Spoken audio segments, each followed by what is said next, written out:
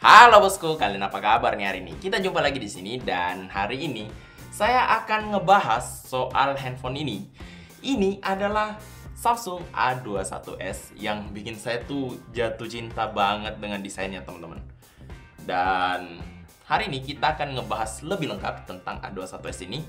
Tapi sebelum kita masuk ke spesifikasi, kamera dan lain-lainnya, saya akan bahas dulu kenapa saya suka banget dengan desainnya. Kalau kita lihat sekilas aja, desain belakang HP ini tuh sebenarnya kelihatan biasa aja. Tapi kalau kena cahaya dari sudut yang pas, bakalan seperti ada pantulan warna-warni kayak gini. Ini menurut saya pribadi keren banget sih. Desainnya jadi nggak monoton gitu.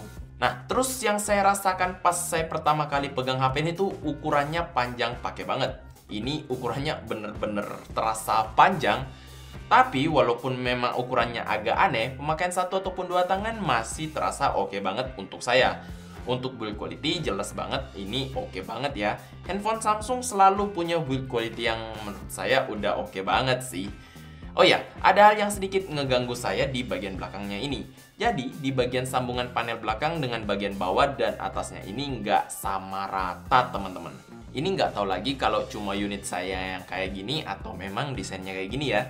Di bagian depannya ini kita bakal nemuin layar yang ukurannya 6,5 inci dengan rasio 20:9, terus resolusinya HD dengan panel TFT.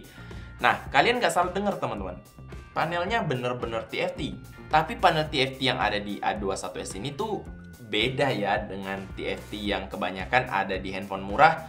TFT di sini tuh kurang lebih mirip dengan IPS kebanyakan. Sudut pandang oke, warnanya bagus, dan layarnya tuh bisa sampai terang banget. Pas dipakai untuk nonton YouTube atau Netflix sih sebenarnya udah oke banget dan nggak ada yang aneh-aneh. Nah, untuk bagian slotnya di sini tuh udah lengkap teman-teman. Ada 2 slot SIM nano dan 1 slot micro SD. Oke, untuk spesifikasinya sendiri, Samsung A21s ini tuh pakai chipset Exynos 850 octa-core 2 GHz dengan GPU Mali G52 MP1.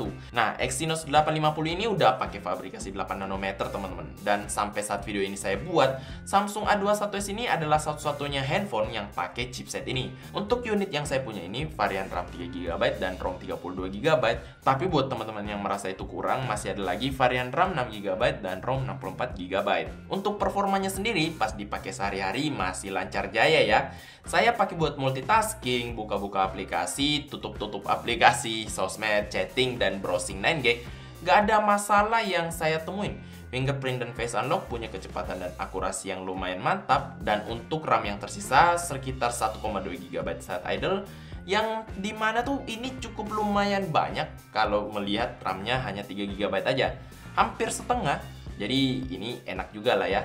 Untuk ROM yang tersisa setelah saya install aplikasi buat review masih ada sekitar 10GB yang mungkin agak kecil. Dan disinilah saya menyarankan kalian yang mengambil varian ROM 32GB untuk nambahin micro SD aja supaya lebih lega nyimpen-nyimpen foto dan juga video.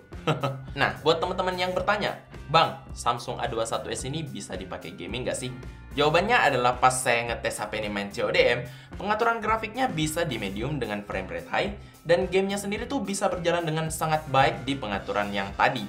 Pengalaman main saya sih oke-oke aja, sedangkan untuk PUBG sendiri bisa di grafik HD dengan frame rate tinggi dan PUBG-nya ini berjalan sangat lancar di pengaturan ini. Nah, untuk pengetesan dengan Antutu karena Antutu udah balik di channel ini, hasilnya tuh mencapai angka 127.000. Nah, ini angka yang cukup lumayan, tapi nggak gede-gede amat. Untuk sensor nggak usah kita bahas lama-lama karena di sini tuh sensornya lengkap-lengkap aja teman-teman. Apa yang kalian minta seharusnya udah ada. Kecuali kalian minta yang nggak ada di sini.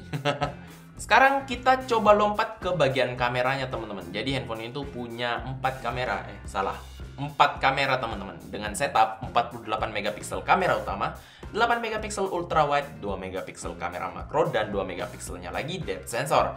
Hasilnya bisa saya bilang oke ya teman-teman. Detailnya dapet, warnanya gonjreng, dan penangkapan cahayanya juga oke. Efek bokeh juga rapi teman-teman. Terus dengan kamera ultra wide detailnya juga masih lumayan oke lah.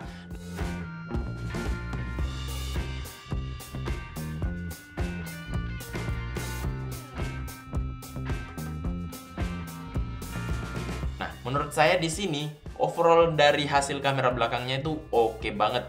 Hasilnya enak banget dilihat dan gimana ya, saya tuh puas banget dengan hasil foto yang ditangkap dengan handphone ini. Nah, untuk kamera selfie-nya juga seperti itu ya. Nggak ada yang aneh dengan hasil yang lumayan oke, padahal resolusinya nggak tinggi-tinggi amat, hanya 13 megapiksel aja. Hasilnya oke, penangkapan cahaya bagus, detailnya lumayan, dan enak banget dilihat hasil fotonya.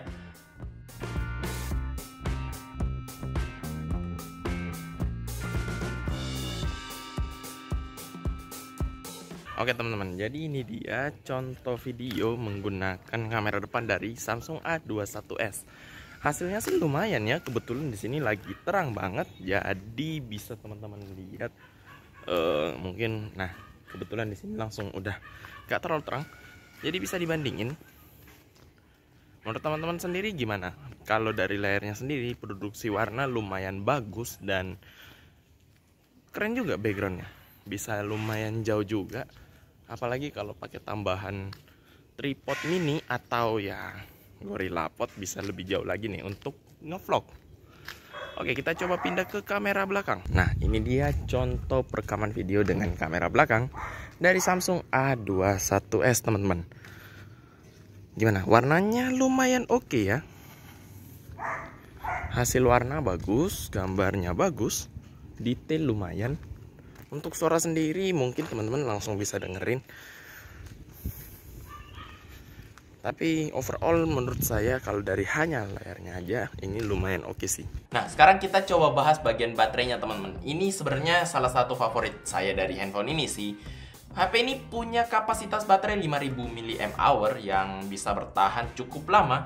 Dengan pemakaian saya tuh bisa bertahan seharian lebih, mungkin kadang-kadang lebih, kadang-kadang enggak juga. Dan pengetesan dengan PCMark mencapai angka 16 jam, dimana ini tuh lumayan oke banget. Dan di sini tuh ada nilai plus lagi teman-teman, seperti misalnya handphone ini udah pakai port Type-C dan juga mendukung fitur fast charging 15 watt.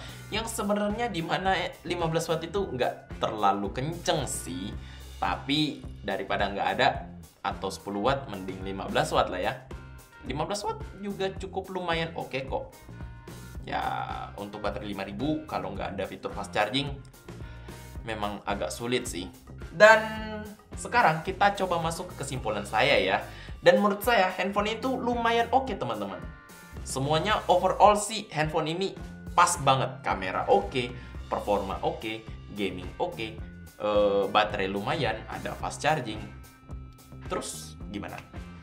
Saya nggak punya sesuatu yang bisa diejek dari handphone ini sih, kecuali mungkin kapasitas RAM yang nggak terlalu gede dan juga ROM yang nggak terlalu gede. Tapi ada varian yang lebih tinggi buat teman-teman yang mungkin punya budgetnya dan lebih suka atau memang suka dengan desain kayak gini.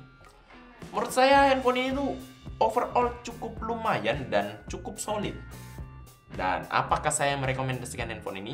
Sebenarnya buat teman-teman yang mau main aman dan nggak mau ambil resiko terlalu banyak, A21s ini tuh pilihan yang sangat aman. Kameranya aman, baterainya aman, desainnya aman, layarnya aman, semuanya aman. Performanya juga aman, nggak terlalu kenceng tapi nggak lambat. Dan saya tuh merekomendasikan ini buat kalian yang memang memilih untuk main aman. Ya, ini tuh handphone yang cukup solid lah menurut saya. Dan mungkin sekian aja pembahasan kita untuk Samsung A21s ini. Kalau kalian suka dengan video ini, langsung aja hajar tombol like dan subscribe di bawah. Jangan lupa untuk share video ini ke semua sosmed teman-teman juga. Dan kalau kalian nggak suka dengan video ini, kalian tahu lah ya harus ngapain. Kalau gitu saya Felix undur diri. Kita ketemu lagi di video selanjutnya. Bye-bye.